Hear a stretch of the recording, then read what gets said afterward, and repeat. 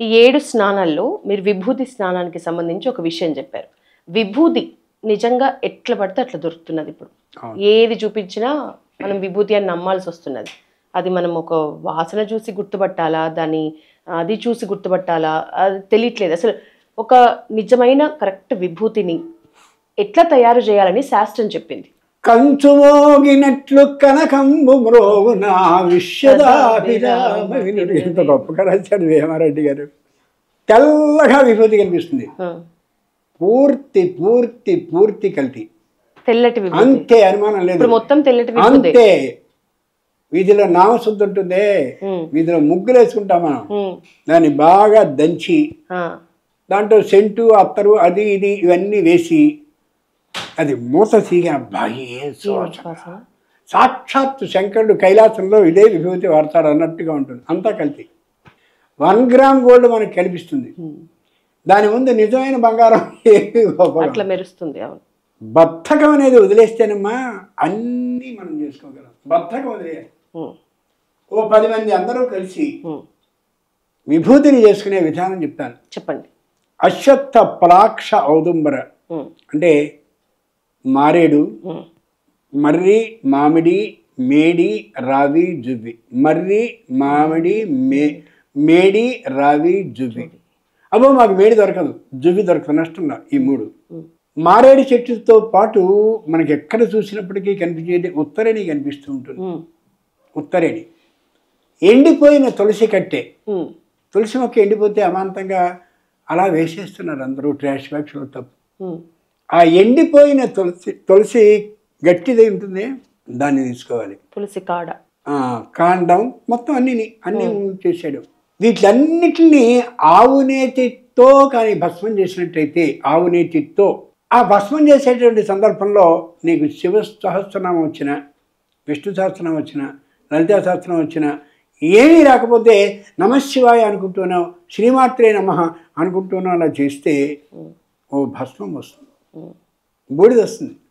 ఇవాళ సాయంత్రం వరకు అలా అయిపోతుంది. రేపు పొద్దున్న దాన్ని తీసుకుని వస్త్రకాలితో అంటారు, వస్త్రంలో వేసి మెత్తని పొడిలో అవుతుంది.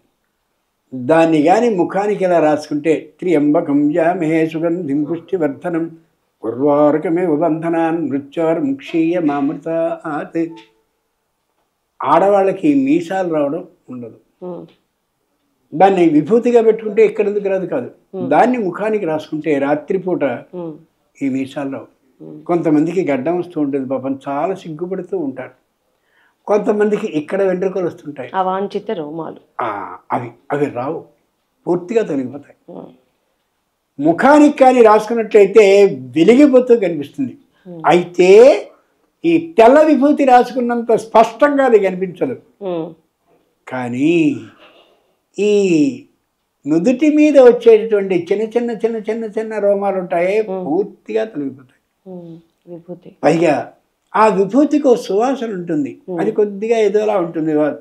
ఆ విభూతికి ఉన్నటువంటి ఆ సువాసన కారణంగా ముఖం మీద సన్నగా కనిపించకుండా ఉండే అదృశ్య క్రిములు పోతాయి. ప్రతి వ్యక్తి అందంగానే ఉంటాడు జాగ్రత్తగా చూస్తే. ఆ కనిపించేటటువంటి తనాన్ని మరింతగా చేయగలిగింది, చేసేలా ఉన్న శక్తి ఉన్నది విభూతికి. మొత్తం మొహానికి పూసుకో అంతే. ఆడవాళ్ళు శుభ్రంగా ముఖానికి పూసుకోవచ్చు, పూసుకుని అలా ఉంచేస్తే చాలు.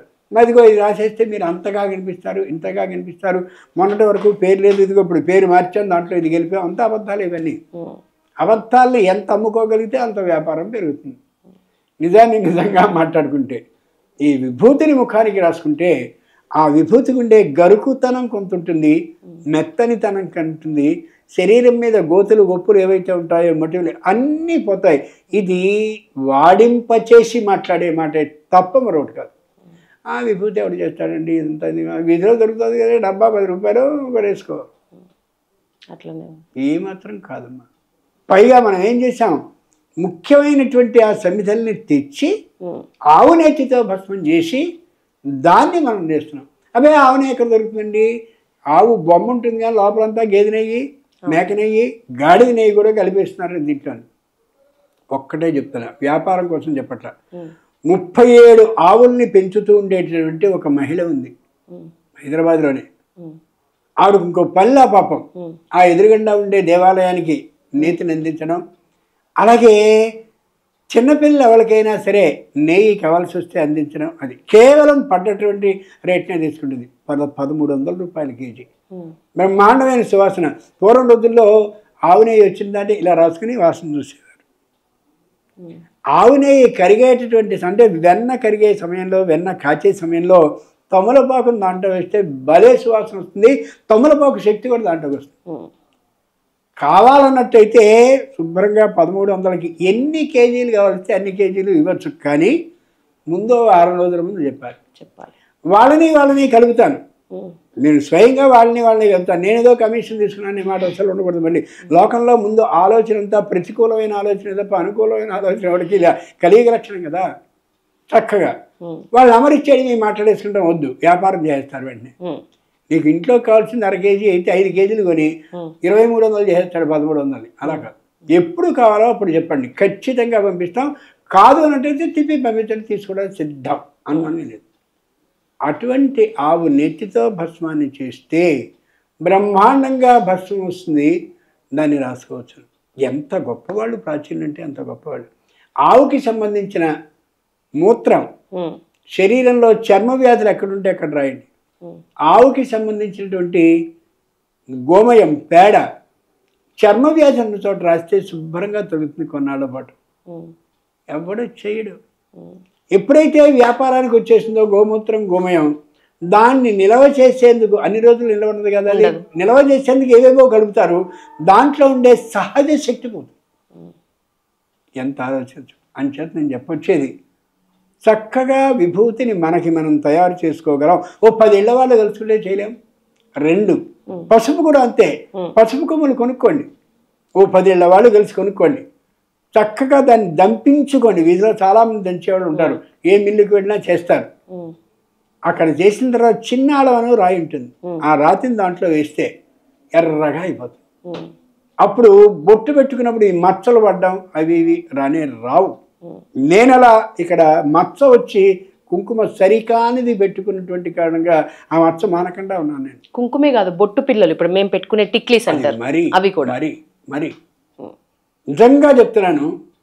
ఆ యథార్థమైనటువంటి పసుపుని కుంకుమని 10 ఏళ్ల వాళ్ళు కలిసి చేసుకుంటే అంత ఖరీదు ఏమాత్రమూ పడదు.